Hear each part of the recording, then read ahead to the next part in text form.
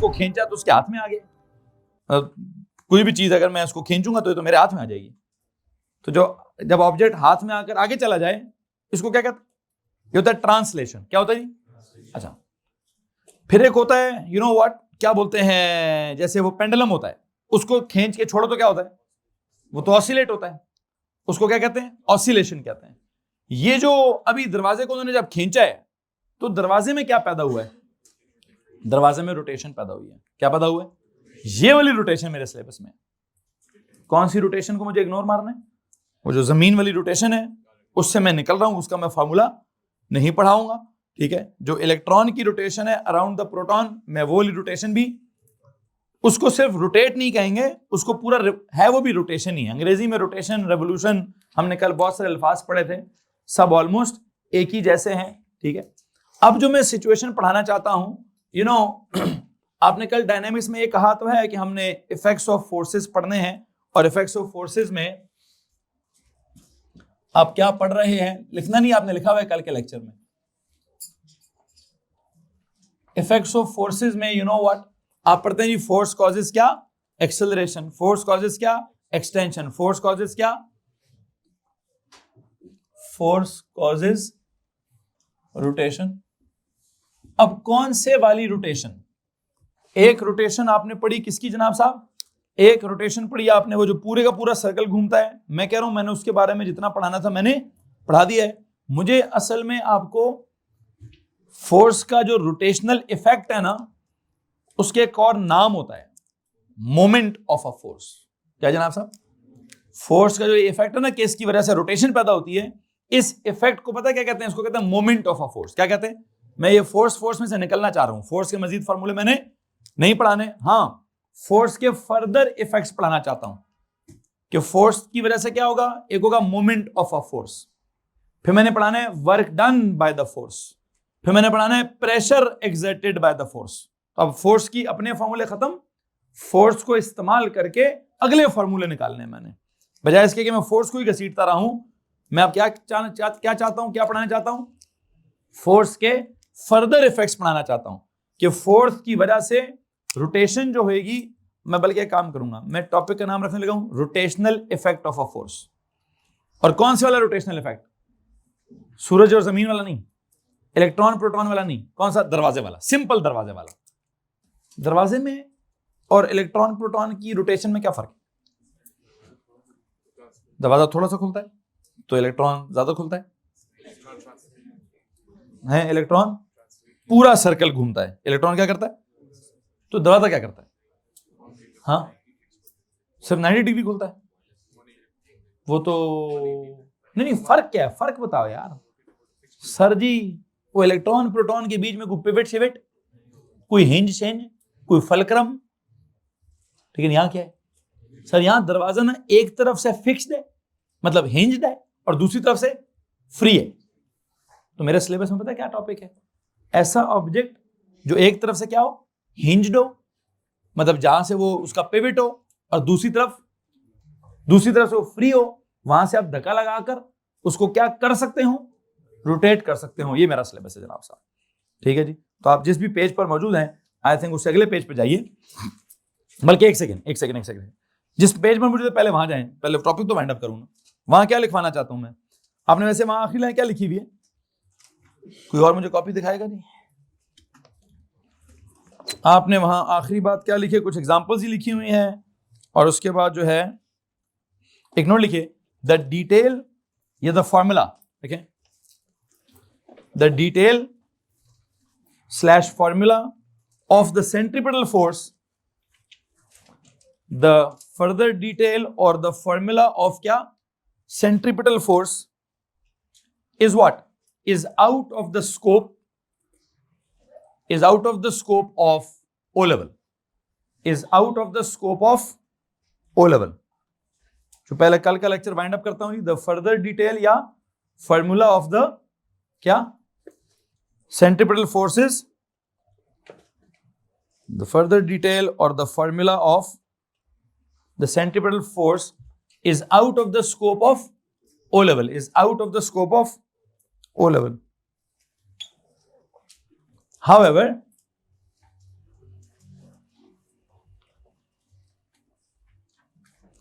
however that rotational effect of the force, however the rotational effect of the force, however the rotational effect of the force that is known as the moment of the force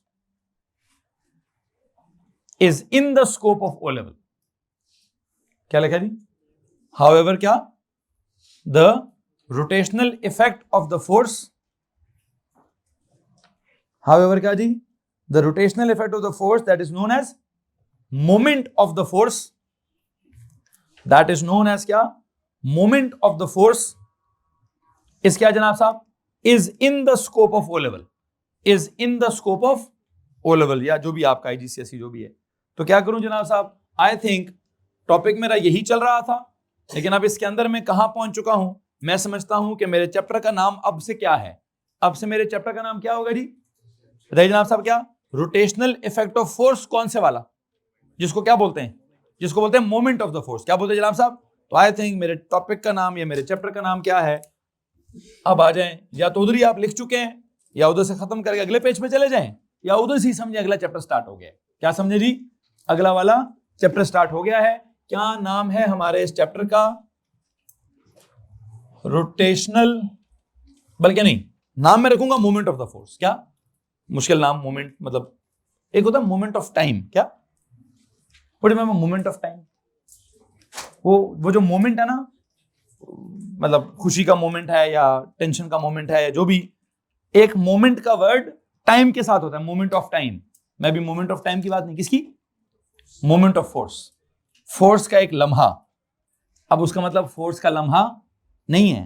ये जो लम्हा है ना, लम्हा हमेशा time का होता है. किसका होता है?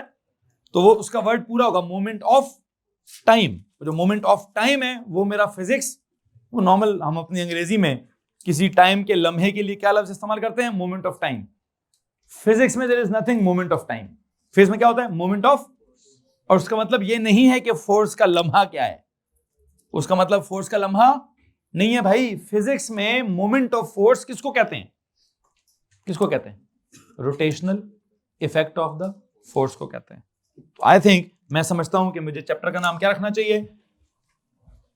Moment of a force.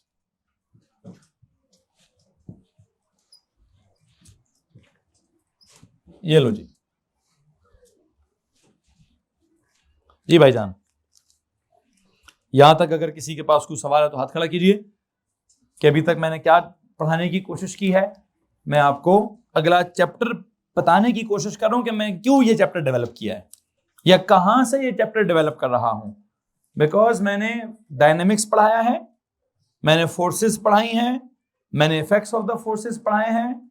मैं फोर्स के इफेक्ट्स में कौन कौन सा इफेक्ट? एक्सेलरेशन वाला इफेक्ट पढ़ा चुका हूं, फिर एक्सटेंशन वाला इफेक्ट पढ़ा चुका हूं. रोटेशन वाले इफेक्ट में अगर मैं सेंट्रीपिटल फोर्स पे चला जाऊं या वो सेंट्रीपिटल में ग्रेविटेशनल या इलेक्ट्रिकल पे चला जाऊं तो मैं बहुत आगे निकल जाऊंगा. मैं इतना आगे नहीं जाना चाहता. मेरा सिलेबस मुझसे क्या कहता है कि भाई कौन सी वाली रोटेशन पढ़ा? दरवाजे वाली रोटेशन पढ़ा. कमरे में रह तू किधर आसमान पे चला गया. ठीक है, कमरे में जो कुछ फिजिक्स है वो पढ़ाओ. आसमान वाली फिजिक्स अभी मैं पढ़ाऊंगा. वैसे एंड पे जब सिलेबस खत्म हो जाएगा तो आखिरी चैप्टर क्या है? एस्ट्रोफिजिक्स में हम चले जाएंगे आसमान पे भी. ठीक है, अभी फिलहाल किधर रहे जी? कमरे में रहे. कमरे में दरवाजा है, बल्कि नहीं, दरवाजा किधर है? कॉपी है. ये क्या हो रहा है? पेज क्या कर रहा है? बल्कि एक और नाम है, ज्यादा बेहतर अंग्रेजी पता क्या? टर्न. पेज क्या कर रहा है? आई एम टर्निंग द पेज. और क्या अंग्रेजी होगी? पेज को टर्न क्या? लिफ्ट नहीं, लिफ्ट तो है फ्लिप. Flipping the page. चलो फ्लिपिंग तो बहुत नॉर्मल अंग्रेजी. आई थिंक ज्यादा बेहतर I am turning the page. Turn नहीं कहते ना, तो एक लफ्ज होगा turning effect of the force. क्या? Don't call rotational. क्यों? क्योंकि रोटेशनल इफेक्ट में वो पूरा सूरज वाला निजाम समझ आता है. ज्यादा अंग्रेजी बेहतर कौन सी है? Turning effect of the force वाली. तो खैर देखते हैं क्या करना है क्या नहीं करना. तो मैं समझता हूं कि मेरे आज के टॉपिक का नाम है moment of the force. End moment of the force के लिए इसको सबसे पहले कैसे डिफाइन करूं? I will define it improperly. कैसे? आपको होता है ना, पहले इम्प्रॉपर लिखता हूं, फिर एंड पे क्या करता हूं? एंड पे प्रॉपर लिखता हूं. तो काम करें जी, it is improperly defined as. भाई ये जब तक फोर्स है समझो डायनेमिक्स है. लेकिन हाँ, अब आप ये जरूर कह सकते हैं कि सर जी चैप्टर का नाम चेंज कर दूं. कर दें. चैप्टर का नाम क्या रखें जी? मोमेंट ऑफ अ फोर्स, क्या नाम रखें? Moment of a force. Chapter का नाम रखें मोमेंट ऑफ अ फोर्स। और सबसे पहली बात मैं क्या चाहता हूं इसके साथ, इसकी कौन सी डेफिनेशन? Improper definition. तो लिखिए जी, it is improperly defined as क्या? It is improperly defined as क्या लिखूं जी? कौन सा effect? The what? The turning effect of a force.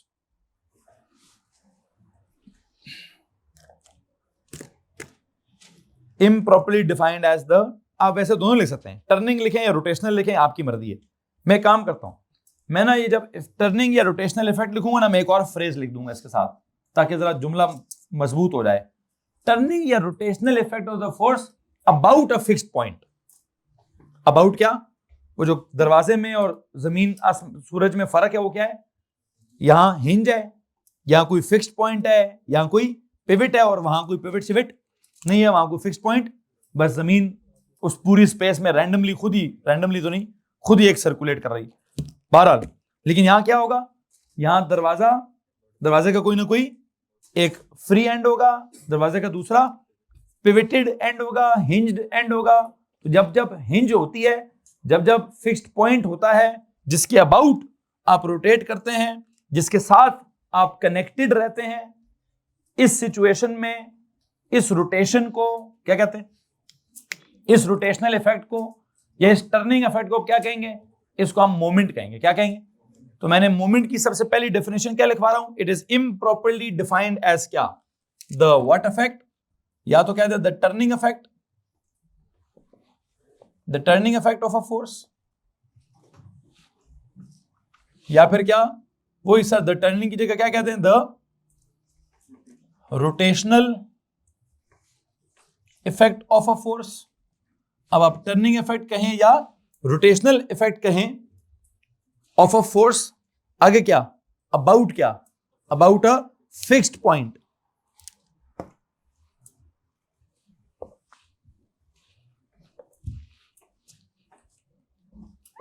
The turning या rotational effect of the force about क्या जी? About a fixed point. पर जो फिक्स्ड पॉइंट है, मैं इस फिक्स्ड पॉइंट को क्या कहूंगा? दैट इज नोन एज क्या? या तो हिंज कहते हैं, या पिवट कहते हैं, या फलक्रम कहते हैं। क्या कहते हैं? बल्कि एक और काम भी कहते हैं, पॉइंट ऑफ रोटेशन। क्या कहते हैं नाम इसको? हम एक काम करते हैं, about a fixed point that is known as क्या? About a fixed point that is known as pivot या हिंज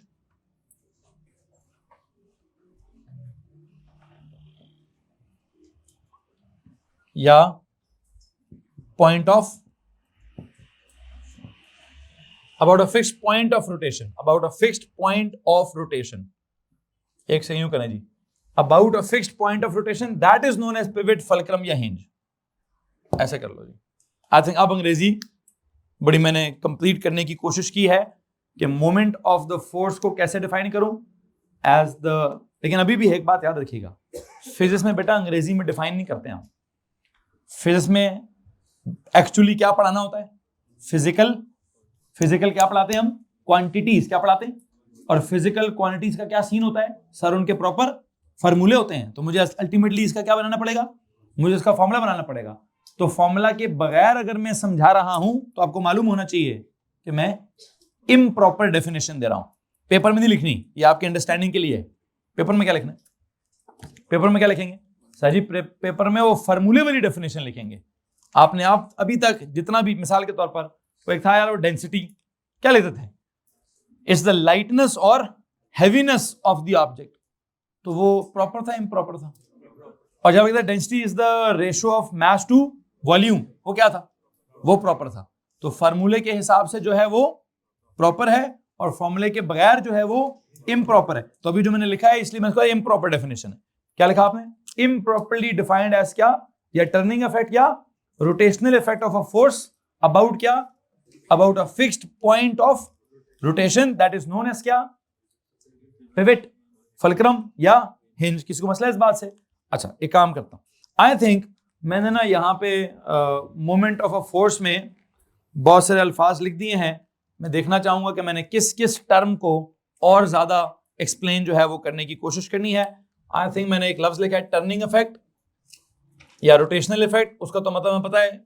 फिर फोर्स की बात की है, फिर यहाँ पिवट या फलक्रम या हिंज की बात की। एक काम करूं, ये पिवट या फलक्रम या हिंज को थोड़ा सा समझाने की कोशिश करता हूं। इसको समझाने के लिए क्या करना चाहिए, क्या लिखूं? लेकिन यार, it is actually the point of rotation, it is actually the point about which the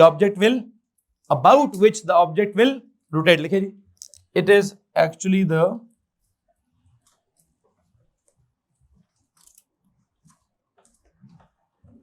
point about which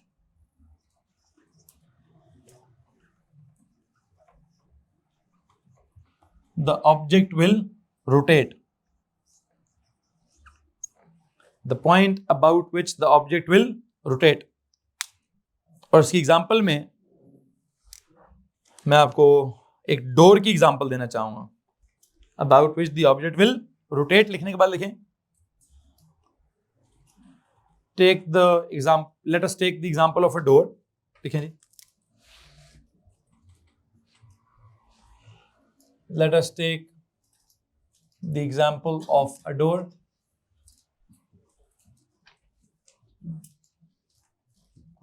मैं डोर के आपको दो व्यूज बना के दिखाने की कोशिश करूंगा जी।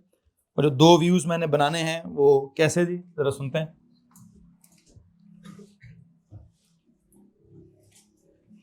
ये एक दरवाजा लेता हूं, दरवाजा यहां से क्या हुआ होगा,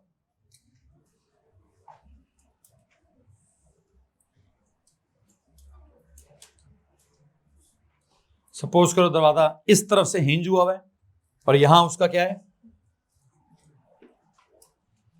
यहां उसका हैंडल वैंडल है। अच्छा, अब क्या होगा, वैसे दरवाजे का कौन सा व्यू बना दिया मैंने, front view of the door.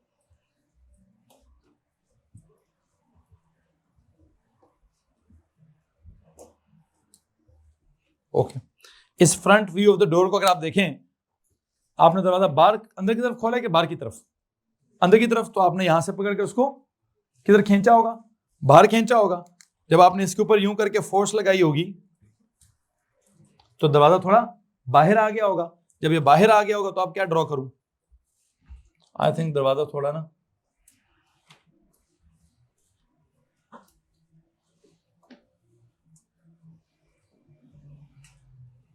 आपने दरवाजे को थोड़ा यूं करके बाहर की तरफ, जब इसको पकड़ के यूं खींचेंगे तो दरवाजा बाहर आ जाएगा।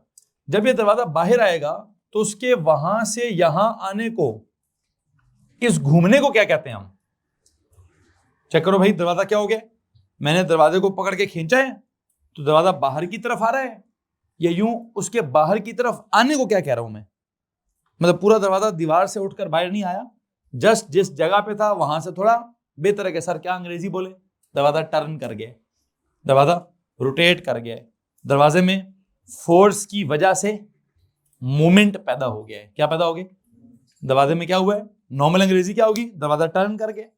थोड़ी ज्यादा बेहतर अंग्रेजी क्या होगी, दरवाजा रोटेट कर रहा है।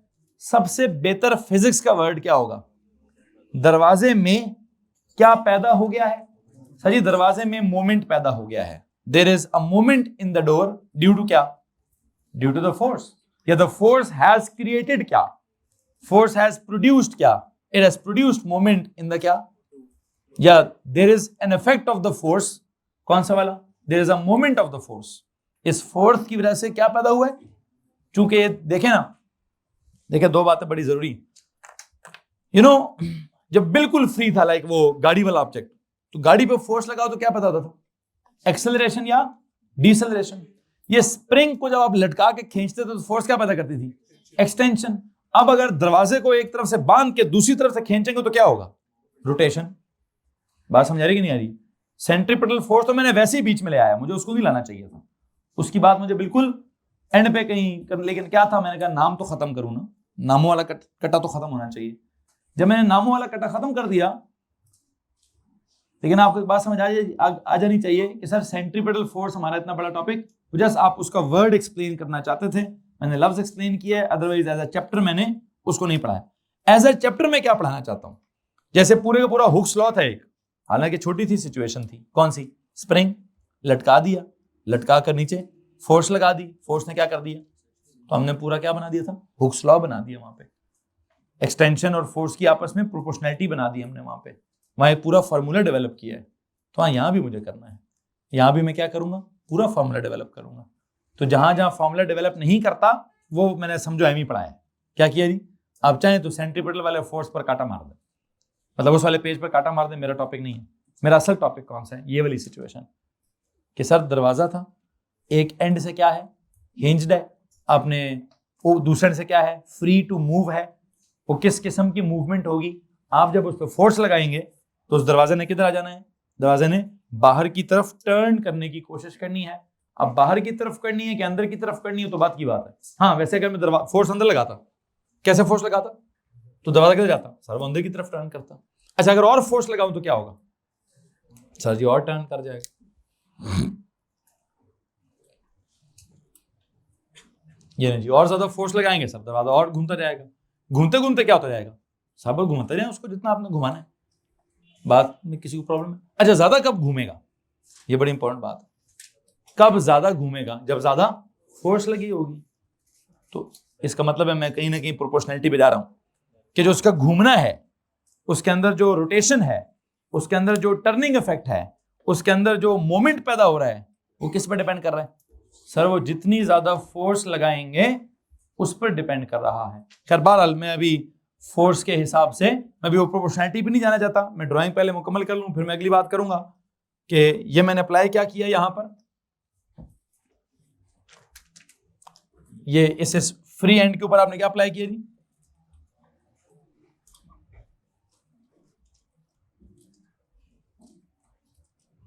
सर जी फोर्स अप्लाई की है।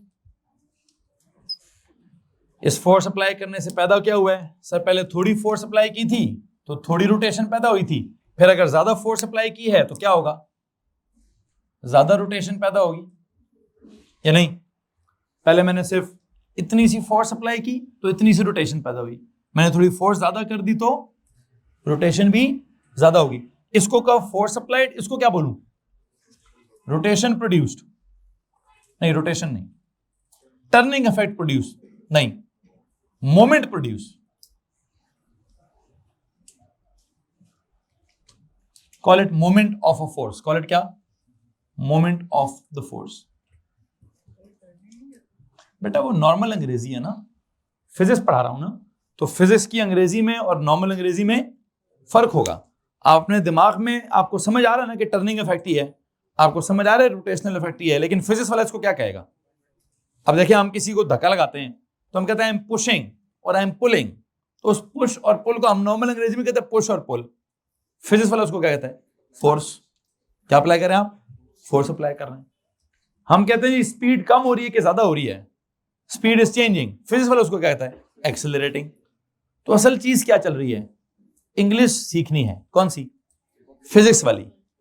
एक नॉर्मल अंग्रेजी है और एक फिजिक्स वाली अंग्रेजी है, कि फिजिक्स वालों ने क्या टर्म्स बनाई हैं, फिजिक्स वालों ने क्या वोकैबुलरी डेवलप होगी फिजिक्स के हिसाब से। तो मैं मान रहा हूं है, मैंने खुद कहा कि वो टर्निंग इफेक्ट है, मैं कह रहा हूं वो रोटेशनल इफेक्ट है, लेकिन असल नाम क्या है, फिजिक्स का नाम क्या है, मोमेंट है। तो मैंने कहा जी मैंने यहां क्या किए, ये फोर्स अप्लाई की है, अप्लाई मैंने फोर्स की है, प्रोड्यूस क्या हुआ है, मोमेंट। तो इसको क्या बोले, फोर्स अप्लाइड, इसको क्या बोलूं, moment of the moment produced, force applied moment created, या मोमेंट प्रोड्यूस्ड ही ठीक है, ठीक है जी, इसको बोले। बल्कि ऐसे करेंगे, फोर्स अप्लाइड अंग्रेजी बनती है फोर्स अप्लाइड, यहां अंग्रेजी क्या बनेगी, मोमेंट जनरेटेड या मोमेंट प्रोड्यूस्ड। हेलो जी, एक तरफ आपने फोर्स अप्लाई की और दूसरी तरफ क्या हुआ, उसमें टर्न पैदा हो गया, उसमें मोमेंट पैदा हो गया। क्या इस बात में किसी को प्रॉब्लम है जी। अच्छा, ये कौन सा व्यू था, फ्रंट व्यू। एक काम करें यार, मुझे लगता है इससे ज्यादा बेहतर है कि मैं कौन सा व्यू ड्रॉ करूं, एक और व्यू भी है, टॉप व्यू। कौन सा वाला जी, एक काम करें जरा top view of the door draw करते हैं। मैं अगर इस दरवाजे को बिल्कुल ऊपर से देखूं,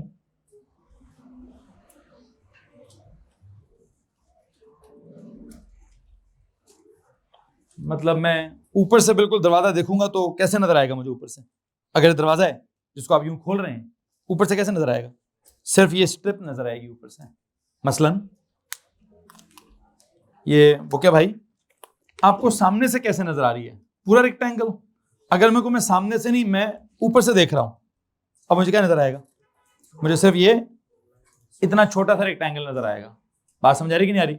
सामने से देखूंगा तो ये वाला रेक्टेंगल नजर आएगा, ऊपर से देखूंगा तो किसी को प्रॉब्लम है तो मैं ऊपर से उसको देख रहा हूं और मैं क्या समझता हूं कि यहां पे क्या हुआ है, ये क्या लगा होगा सर? ये उसकी हिंज लगी होगी। यहां क्या लगा होगा?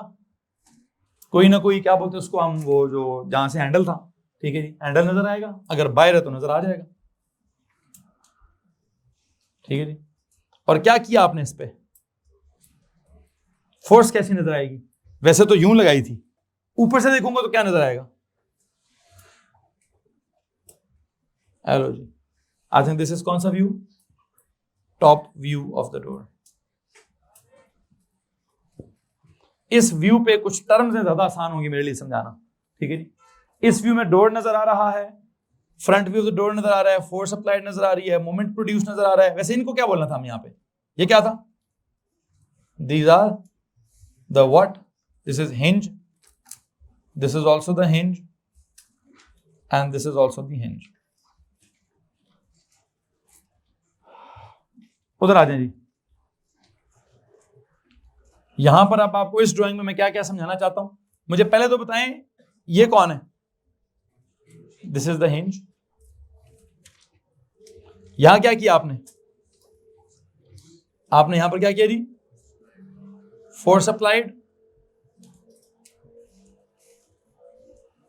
जब आप फोर्स अप्लाई करते हैं तो क्या पैदा हुआ है? कैसे दिखाऊं? ऊपर से जब मैं देख रहा था तो क्या हुआ? सुना जरा गौर से। जब मैं इसको ऊपर से देख रहा था, फोर्स यहां लगी है, किधर? बल्कि नहीं है, यहां लगी है। किधर लगी? तो मुझे वो रॉड ऐसे नजर आएगी। कैसे? थोड़ी सी टर्न हुई भी नजर आएगी। तो मैं उसको व्यू कैसे दिखाऊंगा उसका?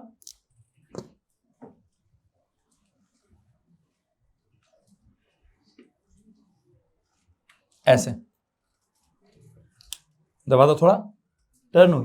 अच्छा, वैसे अगर ज्यादा फोर्स लगे तो क्या होगा? ज्यादा और टर्न कर जाएगा।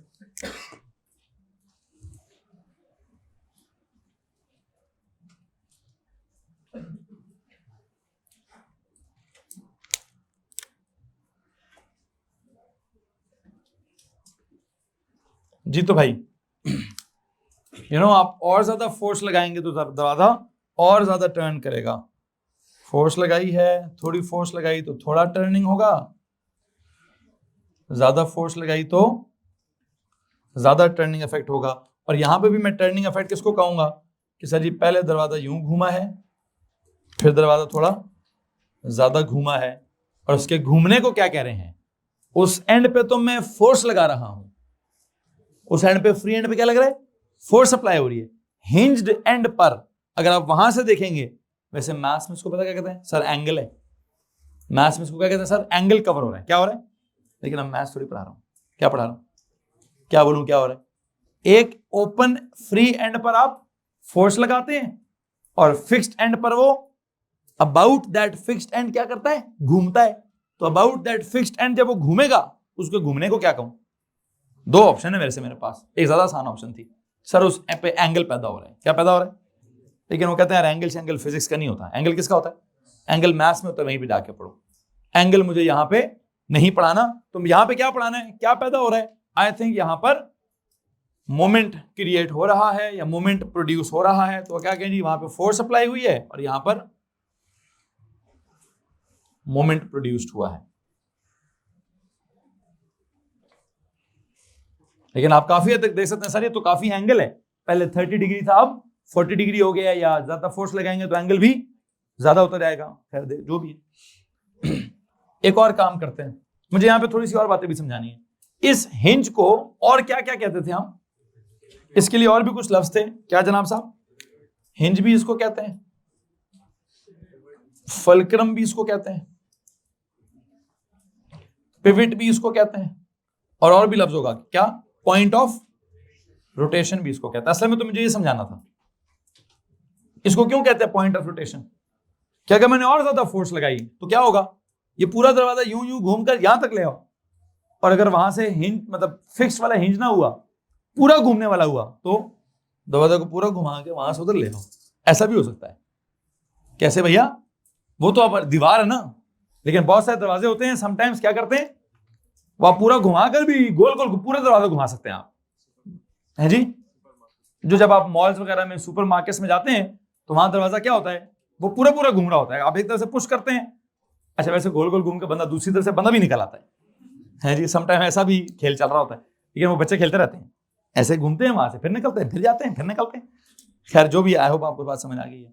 अब मैंने पूरा घुमाना है कि थोड़ा घुमाना है, कोई ना कोई तो क्या होगा, किसी ना किसी पॉइंट के अबाउट घुमाना है। क्या करना है, जिस पॉइंट के अबाउट घुमाऊंगा उस पॉइंट को क्या कहूंगा, या तो पॉइंट ऑफ रोटेशन, लेकिन ये बड़ा लंबा लफ्ज है, इसका छोटा सा लफ्ज क्या है, पिवट या फलक्रम, या नॉर्मल जिंदगी में इसको हिंजेस कहते हैं ना, कि यार दरवाजे की हिंज आई है, मतलब दुकान से खरीदने जाओ तो क्या खरीदते हैं, क्या चाहिए यार, वो दरवाजे की क्या चाहिए, हिंज चाहिए। अक्सर होता है ना, हिंज लूज हो जाती है, हिंज खराब हो जाती है, किसी ने जाके खरीदी है कभी हिंज है? चुटकी भी, नहीं क्या कहते हैं, चुटकी कहते हैं इसको। दुकानदार को क्या क्या समझ आता है, हिंज ही समझ आता होगा उसको, ठीक है जी। उर्दू वाला पंजाबी वाला हो तो शायद उसको क्या कहते हैं, चटखली या चुटकी या कुछ ऐसा कुछ कहते हैं, खड़े में गया। क्या अंग्रेजी में क्या कहते हैं? Point of action of force. और एक और बात बताऊं, ये जिस लाइन में आपकी फोर्स जा रही है, इस लाइन को अगर मैं आगे पीछे एक्सटेंड कर दूं,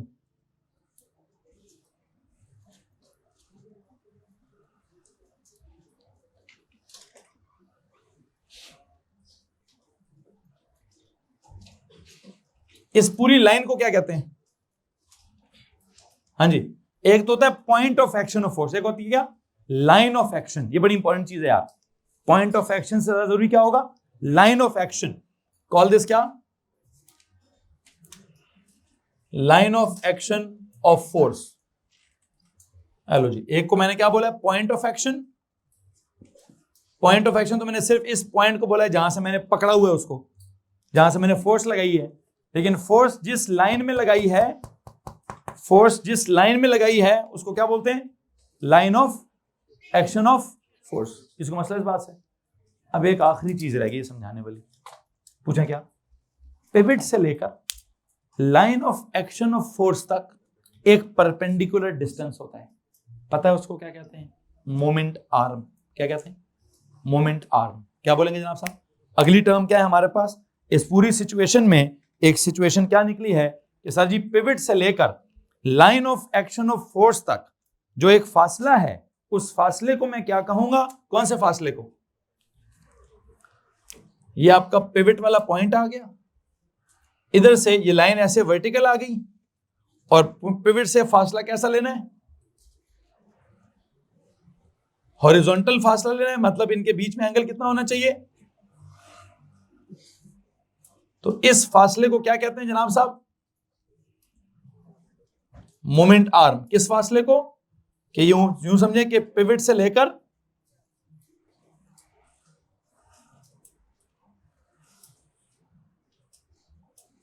कहां तक जनाब? पिवट से लेकर line of action of force तक एक परपेंडिकुलर फासले को क्या बोलते हैं? तो एक काम करें, डिफाइन करें किसको? मोमेंट आर्म को। नई टर्म क्या है? Moment arm. कैसे डिफाइन करेंगे? कैसे डिफाइन करूं? डिफाइंड एज क्या? It's defined as the perpendicular distance from क्या? फ्रॉम द पिवट टू क्या? To the line of action of force. क्या बोलेंगे जनाब साहब? देखिए, it is defined as the what? The perpendicular distance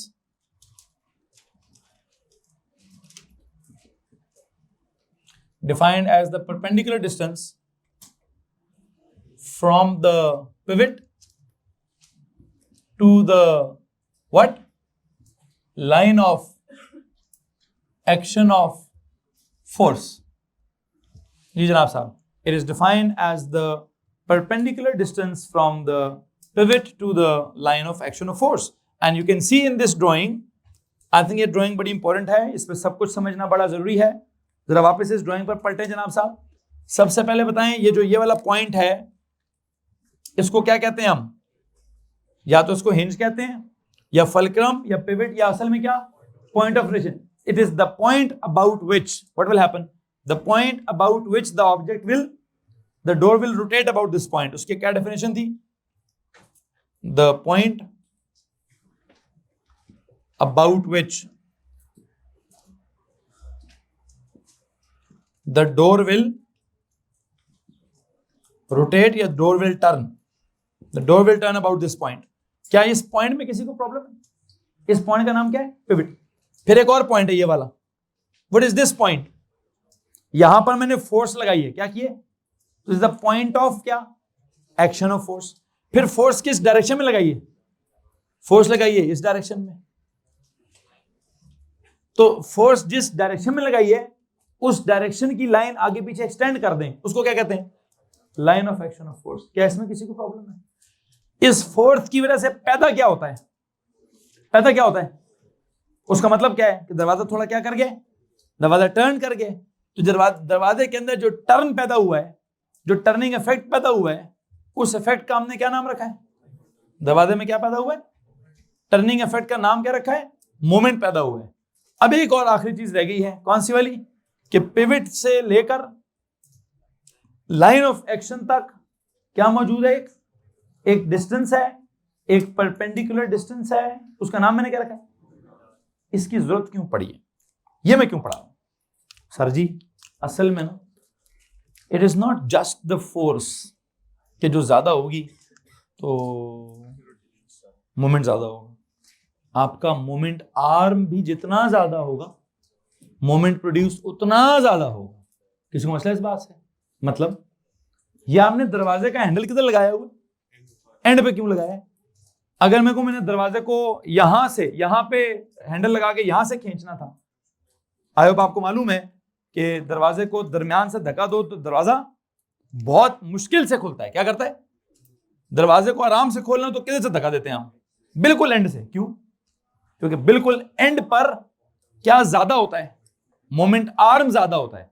जितना ज्यादा मोमेंट का आर्म होगा उतना ज्यादा मोमेंट प्रोड्यूस होगा, या उतनी फोर्स कम लगानी पड़ेगी, या फोर्स थोड़ी सी फोर्स से ज्यादा मोमेंट क्रिएट होगा, या आसान लफ्जों में मोमेंट आर्म ज्यादा होगा तो मोमेंट प्रोड्यूस्ड भी ज्यादा होगा। मतलब जितना आपकी लाइन ऑफ एक्शन पिवट से जितना दूर होगी उतना ज्यादा मोमेंट ज्यादा क्रिएट होगा। क्या इसमें किसी को प्रॉब्लम है? तो आपकी इतला के लिए अर्ज यह है कि मैं अगर अभी आगे फैक्टर्स या प्रोपोर्शनैलिटी या इक्वालिटी बनाना अगर चाहूंगा, एक नहीं कितने, कौन सा दो? मुझे लगता है जो मोमेंट प्रोड्यूस हुआ है ये किस किस पे डिपेंड करता है? इट विल डिपेंड अपॉन क्या? फोर्स अप्लाइड पर भी डिपेंड करेगा, और ये मोमेंट आर्म पर भी डिपेंड करेगा। एंड आई थिंक दोनों के साथ क्या होगा? दोनों के साथ डायरेक्ट प्रोपोर्शनैलिटी होगी। फोर्स ज्यादा हुई तो मोमेंट ज्यादा होगा, मोमेंट आर्म ज्यादा हुआ तो भी मोमेंट ज्यादा होगा। इस मोमेंट आर्म वाले बात को थोड़ा और एक्सप्लेन करने के लिए क्या करना चाहता हूं, जो भी भाई साहब खड़े हैं, भाई साहब जरा अंदर जाएं, मतलब बाहर जाएं। एक बता उमर, आप बाहर चले जाएं। आपने दो बातें करनी है। असल में इधर हैंडल ही लगा हुआ ना, आपने बाहर से खड़े होकर एक तो बिल्कुल एंड पे धक्का देना है, तब बताने दरवाजा आसानी से खुल रहा है, या थोड़ा दरमियान सा धक्का देना है। दरवाजा बंद करें, अब दरवाजा खोलने की कोशिश करें, पहले कोशिश करें बिल्कुल एंड से दरवाजा खोलने की, तो आराम से खुल गया। अच्छा बंद कर दरवाजा, वापस बंद करें प्लीज। अच्छा अब आपने दरवाजे को खोलने की कोशिश करनी है हिंज के करीब, बिल्कुल हिंज के करीब चले जाएं, हिंज के करीब से धक्का दें। आसानी है मुश्किल है? हाँ कुछ ना कुछ मुश्किल है। तो कहते हैं सर जी जब मैं ना हिंज के करीब से धक्का देता था तो दरवाजा थोड़ा मुश्किल से खुलता था, ठीक है, और अगर आप हिंज से दूर से धक्का देंगे तो क्या होगा? क्या होगा? दरवाजा आसानी से खुल जाएगा। मतलब ये मुश्किल से खुलेगा या आसानी से खुलेगा? क्या फीलिंग देता है? क्या फीलिंग देता है कि जितना ज्यादा मोमेंट आर्म होगा मोमेंट भी उतना ही। किसी को मसला है इस बात से? जी है, होता है भाई, फैक्ट है, फैक्ट होता है।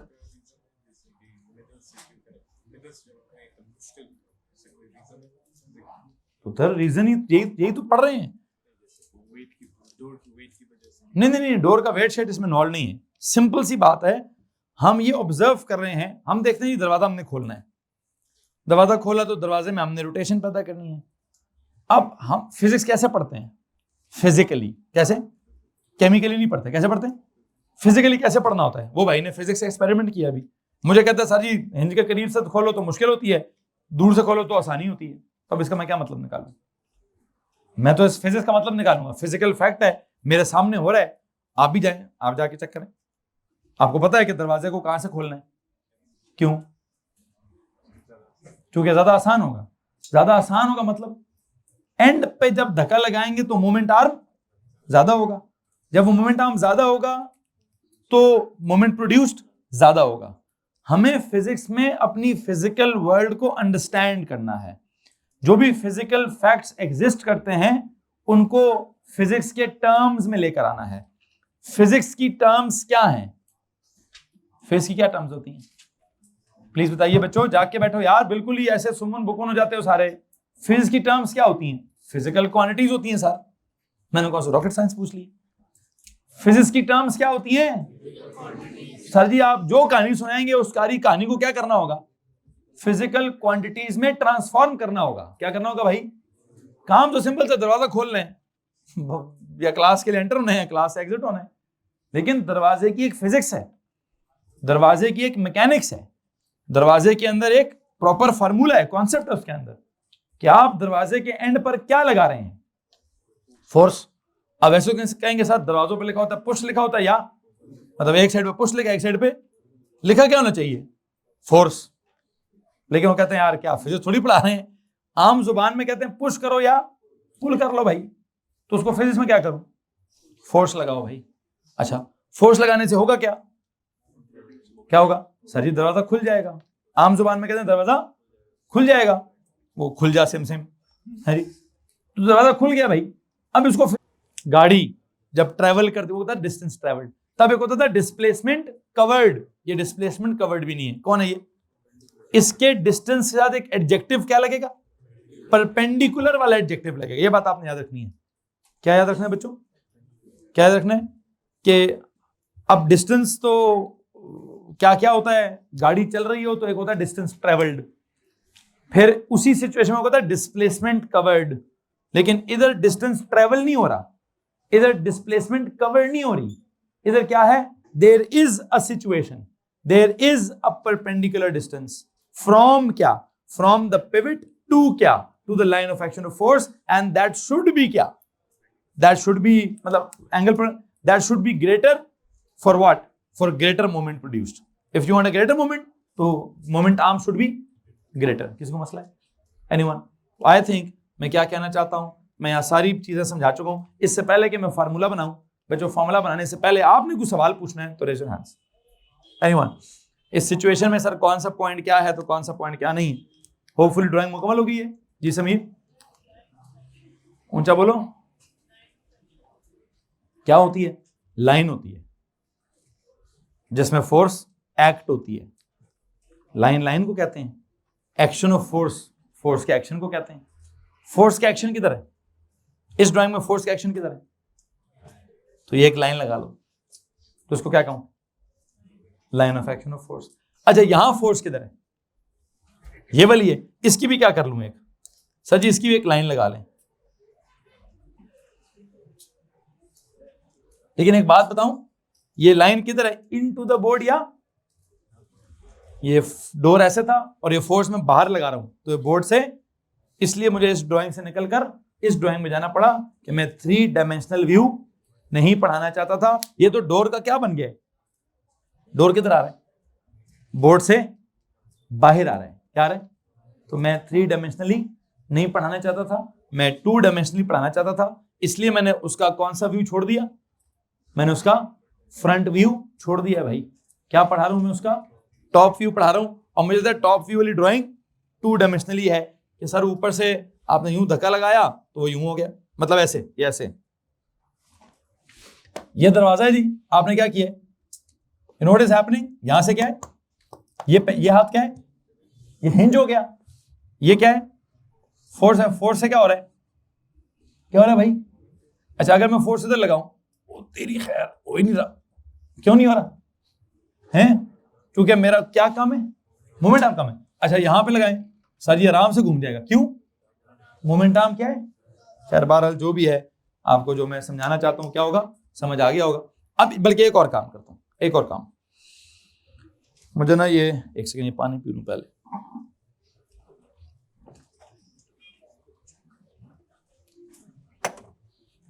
अगर मैं, सुनेगा जरा गौर से, थोड़ा सा पीछे करोगे यहां से चेयर,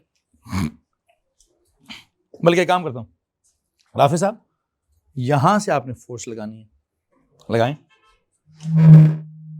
ठीक हो गया। क्या हो रहा है, इनकी फोर्स से क्या होता है, एक काम करते हैं भाईजान, आप उसकी बेस पे पांव रख दें,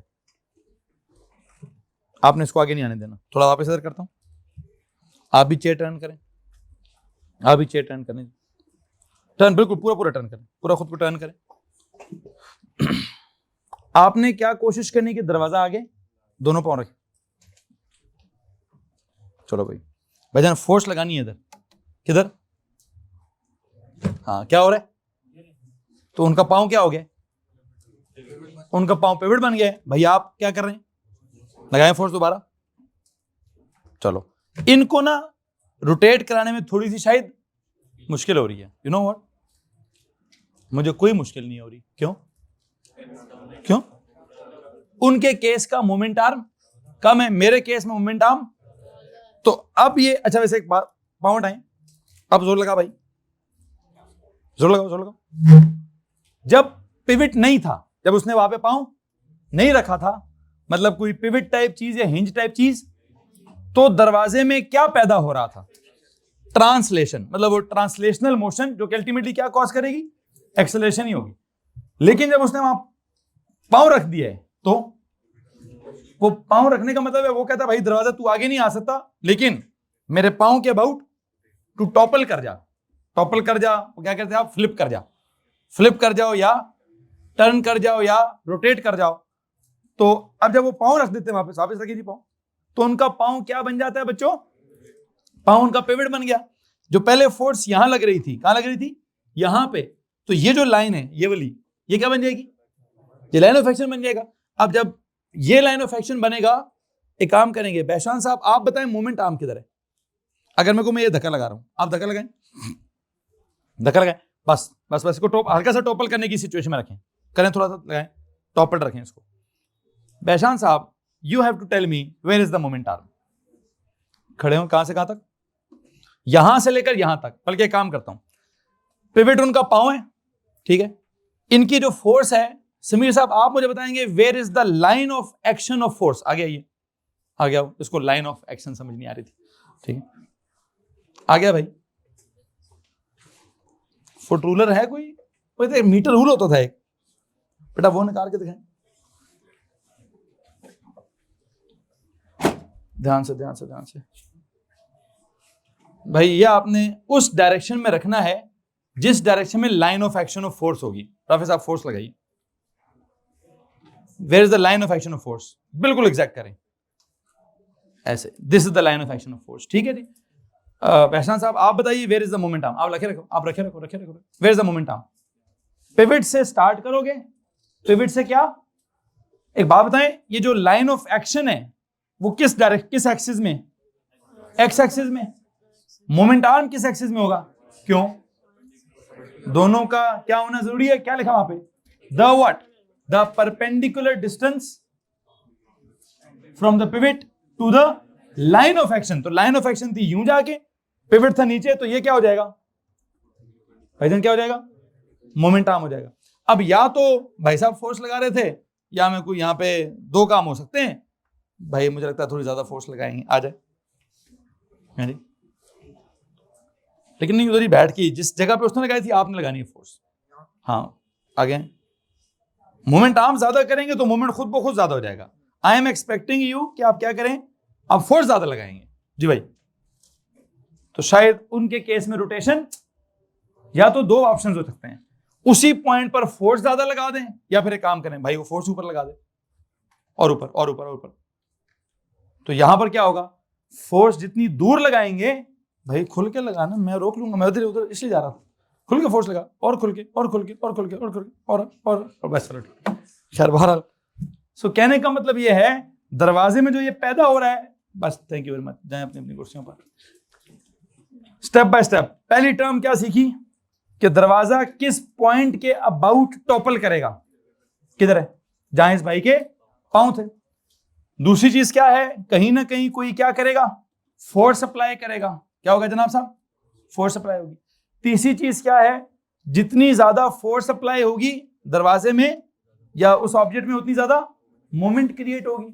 चौथी चीज क्या है कि फोर्स किधर अप्लाई करनी चाहिए, पिवट से दूर या पिवट के करीब, पिवट से दूर। क्यों जी, क्योंकि जितना ज्यादा पिवट से दूर जाएंगे उतना ज्यादा मोमेंट क्रिएट होगा या मोमेंट क्रिएट करना आसान हो जाएगा। मुझे लगता है मैं बात सारी मुकम्मल कर चुका हूं, यहां से आगे जी।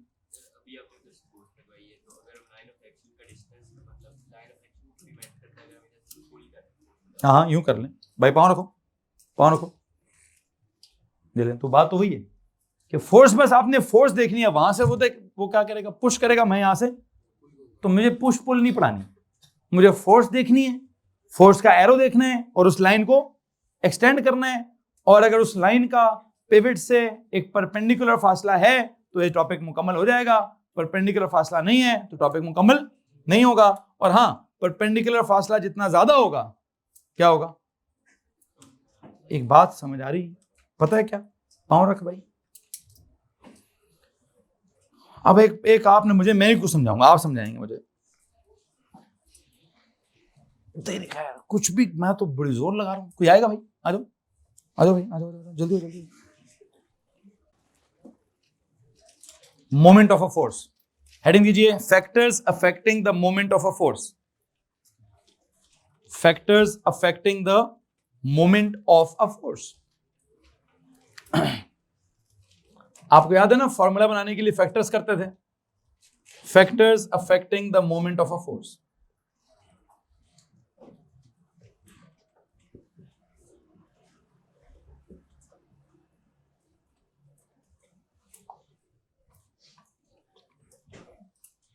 Factors affecting the moment of a force. Number 1, force applied. Number 2, moment arm. दो कॉलम्स बना देंगे, छोटे छोटे ना बनाए, कॉलम बनाए, ऐसी एक इधर एक उधर लिख दें ऐसे। फैक्टर्स के बाद क्या होता था यार, कुछ 4-5 स्टेप्स थे, प्लीज मुझे रिवाइज कराएं। पहले चैप्टर में मैंने आपको कहा था फॉर्मूला कैसे बनाते हैं। फैक्टर्स के बाद क्या होता है, कॉन्सेप्ट ऑफ प्रोपोर्शनैलिटी,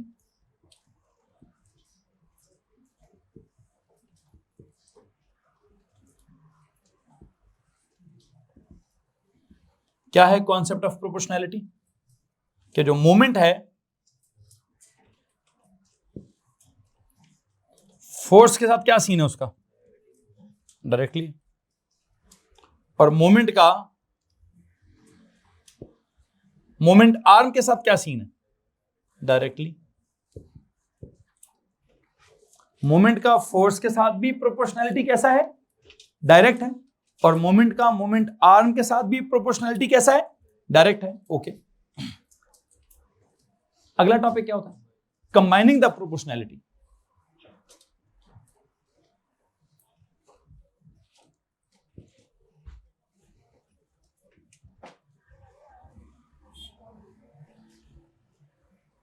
जब आप कंबाइन द प्रोपोर्शनैलिटी करते हैं, प्लीज टेल मी क्या करूं, दोनों डायरेक्ट है ना, तो फोर्स मल्टीप्लाई बाय क्या, मोमेंट आर्म। फिर क्या होता है, लेकिन वो कन्वर्ट करने से पहले सिंबल्स बना लो। मुझे बताएं एफ का फोर्स का सिंबल क्या है, मोमेंट आर्म का डी, कैसा डी, डी के साथ सबस्क्रिप्ट में क्या, I hope you get this point. ये सिंबल पता है क्या होता है, मोमेंट आर्म से जाए डी, और डी के साथ क्या, यूं लगाएं और यूं लगाएं। व्हाट इज दिस, मतलब एक यूं लाइन लगाएं फिर एक यूं लाइन लगाएं दरमियान में, तो ये सिंबल किसको रिप्रेजेंट करता है, तो डी के साथ सबस्क्रिप्ट में छोटा सा क्या लगा दें, छोटा सा क्या लिख दें, यूं लाइन, यूं लाइन, दरम्यान में 90। तो परपेंडिकुलर डिस्टेंस का सिंबल मैंने क्या दिया, डी परपेंडिकुलर। एक मसला है, मोमेंट का सिंबल क्या होगा? I hope you remember, momentum नहीं, वो तो पी तो किसका था भाई, वो तो मोमेंटम का सिंबल था। किसका था? मोमेंटम का सिंबल था। अभी क्या है, अभी मोमेंटम नहीं चल रहा, क्या चल रहा है? मोमेंट। अब मोमेंट का सिंबल पता है क्या? अब ये क्या लिखा मैंने, टॉ। क्या लिखा है? पेज के हेडर पे जाएंगे, ये क्या है? टी। ये क्या है? टॉ। T toe.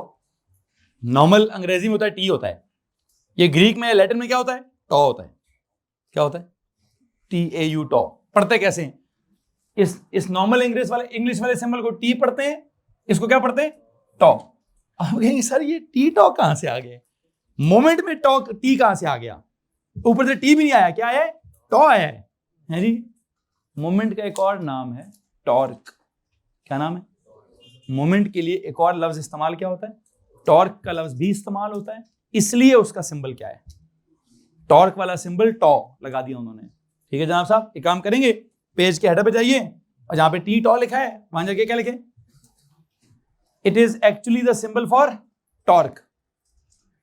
It is actually the symbol for किसके सामने? टॉ के सामने। It is actually the symbol for क्या? Torque. TORQUE torque. That is another name for क्या? That is another name for moment. ऊंचा बोलो, आवाज नहीं आ रही। Spellings TORQUE, TORQUE। हमने क्या कहा? टॉर्क। टॉ के सामने क्या कहा? TT होता है, टी एक इंग्लिश का लेटर है, ये इंग्लिश लेटर है। और जो टॉ है वो क्या है? चेक करें जी, ग्रीक है लैटिन है? होगा, कोई ग्रीक होगा या लैटिन होगा, I don't know. Dash letter है, ठीक है। अब वो ग्रीक है या लैटिन है, खैर जो भी लेटर है, it is actually the symbol for क्या लिखा है? Torque. That is the other name of क्या? That is the other name of moment. खैर टॉर्क में और क्या होगा क्या नहीं होगा, मैं अभी टॉर्क की डिटेल में तो नहीं जाऊंगा, मैं दरवाजे ही पढ़ाऊंगा। पता चले आपके सर टॉर्क तो गाड़ियों में होती है, उनके टायरों में होती है, उनके इंजन में होती है भाई। गाड़ी नहीं पढ़ा रहा आपको, मैकेनिकल इंजीनियर नहीं बना रहा। मैकेनिकल इंजीनियरिंग किधर होगी? यूनिवर्सिटी में जाकर, वो आपको पढ़ाएंगे टॉर्क। टॉर्क मैं क्या पढ़ा रहा हूं? सादा सादा क्या? मोमेंट। लेकिन हाँ एक बात याद रखने वाली कि मोमेंट का ही एक और नाम क्या है? तो उधर का सिंबल टॉ उठाया गया है। टॉ इसका आखिरी का अगला काम क्या करूं यार? कंबाइनिंग के बाद क्या लिखें? Converting the what? The sign of proportionality into the sign of equality. क्या होगा? कांस्टेंट क्या होगा? के की वैल्यू क्या होगी? 1 ही, मोस्टली 1 होती। तो अगला स्टेप लिखे यार, converting the sign of proportionality into the sign of equality. Converting the sign of proportionality into the sign of equality. तो क्या बनेगा?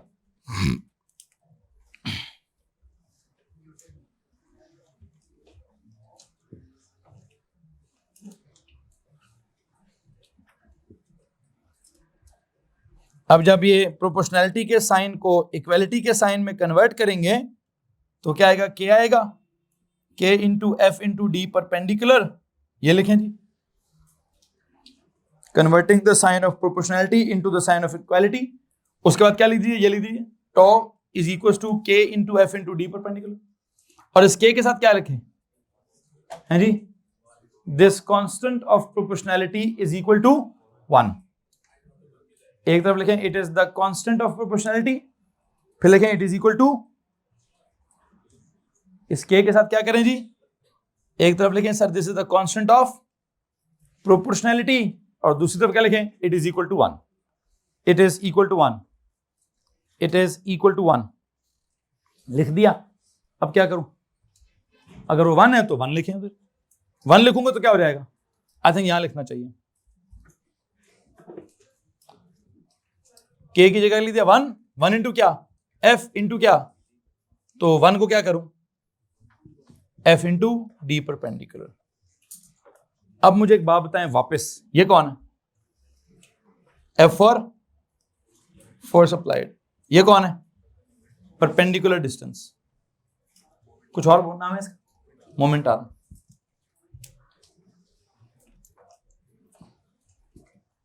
तो ये क्या है? Moment of a force. I think मैं पहुंच चुका हूं कहां?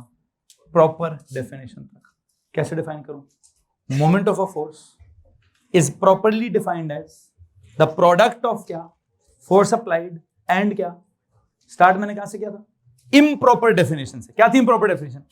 It's just the turning effect, it's just the rotational effect about क्या? अबाउट अ फिक्स्ड पॉइंट और व्हाटएवर. लेकिन वो प्रॉपर डेफिनेशन नहीं है बच्चों. क्या है प्रॉपर डेफिनेशन? क्या है प्रॉपर डेफिनेशन? लेकिन जनाब साहब एंड पे जाएं, अब लिखें moment of a force is now defined properly. Moment of a force is defined properly, yes, properly defined as, ये लिखें, moment of a force is properly defined as, moment of a force is properly defined as क्या? As क्या जनाब साहब? बताएंगे कोई ना कोई? As the product of force applied and the momentum. काफी है. Product of क्या जनाब साहब? Force applied and the momentum. Force applied and the momentum. Defined as the product of force applied and the moment arm. किसी के पास अगर कोई सवाल है तो उसको हाथ खड़ा कर देना चाहिए. हाँ, अब यहां से आगे करेंगे. कल के लेक्चर में पिछला कुछ सवाल है तो पूछिए. आगे यूनिट्स क्या होंगे, तो एग्जांपल्स क्या होंगे, तो न्यूमेरिकल्स क्या होंगे, तो वो तो मैं अब आपको नेक्स्ट लेक्चर में समझा